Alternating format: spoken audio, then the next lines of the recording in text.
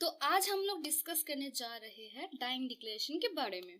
वैसे तो Indian evidence act पे डाइंग डिक्लेरेशन को डिफाइन नहीं किया गया, बट सेक्शन 32 सबसेक्शन 1 में डाइंग डिक्लेरेशन को एक्सप्लेन किया गया है। किसी स्टेटमेंट को डाइंग डिक्लेरेशन तब बोला जाता है जब उसको देने वाला पर्सन का डेथ हो चुका है और जो स्टेटमेंट है वो उसके कॉज ऑफ डेथ से रिलेटेड होना चाहिए या फिर वैसे सर्कमस्टेंसेस ऑफ ट्रांजैक्शन के बारे में होना चाहिए जिसकी वजह से उसका डेथ हुआ। यहाँ पे सर्कमस्टेंसेस ऑफ ट्रांजैक्शन का मतलब अगर हम लोग देखें तो हम लोग ट्रांजैक्शन वर्ड को रिप्लेस कर सकते हैं इवेंट से, और सर्कमस्टेंसेस का मतलब हो गया उस इवेंट से जुड़ा कोई फैक्ट या कंडीशन। तो सर्कमस्टेंसेस ऑफ ट्रांजैक्शन का मतलब हो गया किसी इवेंट से जुड़ा कोई फैक्ट या कंडीशन। अब इस मीनिंग को अगर हम लोग यहाँ पे इंसर्ट करें तो हम लोग कह सकते हैं कि एक डाइंग डिक्लेरेशन में जो स्टेटमेंट है वो दो चीजों के बारे में हो सकता है। पहला, या तो वो स्टेटमेंट उसके कॉज ऑफ डेथ को बताएगा, या दूसरा वो स्टेटमेंट एक ऐसे इवेंट के फैक्ट्स के बारे में होगा जिसकी वजह से उसका डेथ हो गया। अब इसको बेहतर समझने के लिए एक एक एग्जाम्पल देख लेते हैं। पहला केस में सपोज एक्स ने वाई को शूट किया और वहां से भाग गया, और जहां पे शूट किया वहां कोई आई विटनेस नहीं था।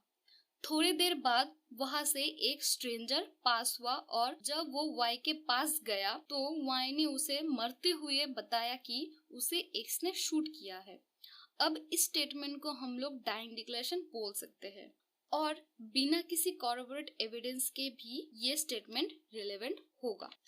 अब अगर दूसरे केस में देखें तो मान लेते हैं ए और बी के बीच में फरवरी मंथ में फिस्ट फाइट हुआ और इसमें ए को सर में चोट लग गया, बट उस टाइम ए ने उस पर ज्यादा ध्यान नहीं दिया। मार्च में ए ने सी को बताया कि लास्ट मंथ फाइट में उसे चोट लग गई थी और कुछ दिन बाद उसका डेथ हो जाता है।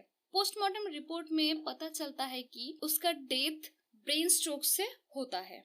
यहाँ पे कॉज ऑफ डेथ भले ही ब्रेन स्ट्रोक है, बट ब्रेन स्ट्रोक का रीजन वो चोट है जो उसे फाइट में लगा था।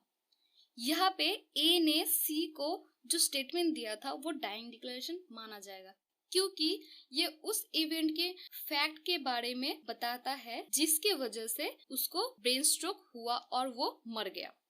इस एग्जाम्पल से हम लोग एक और पॉइंट एक्सप्लेन कर सकते हैं। यहाँ पे हमने देखा कि ए ने मरने से काफी पहले स्टेटमेंट दिया था, फिर भी वो डाइंग डिक्लेरेशन माना गया। इसका मतलब ये हुआ कि किसी स्टेटमेंट को डाइंग डिक्लेरेशन होने के लिए ये जरूरी नहीं है कि वो डेथ के टाइम या डेथ से जस्ट पहले दिया गया है। एक लास्ट बात यहाँ पे ध्यान रखने वाला ये है कि ये स्टेटमेंट उन केसेस में ही रिलेवेंट होगा जहाँ पे उस पर्सन के डेथ पे क्वेश्चन किया जाए। अब नेक्स्ट देखते हैं कि डाइंग डिक्लेरेशन में क्या बोला गया। नेक्स्ट बोला गया जैसे कि हम लोगों को पता है कि हियरसे एविडेंस जो है यूजुअली कोर्ट में एक्सेप्टेबल नहीं है, बट डाइंग डिक्लेरेशन इस जनरल रूल का एक एक्सेप्शन है।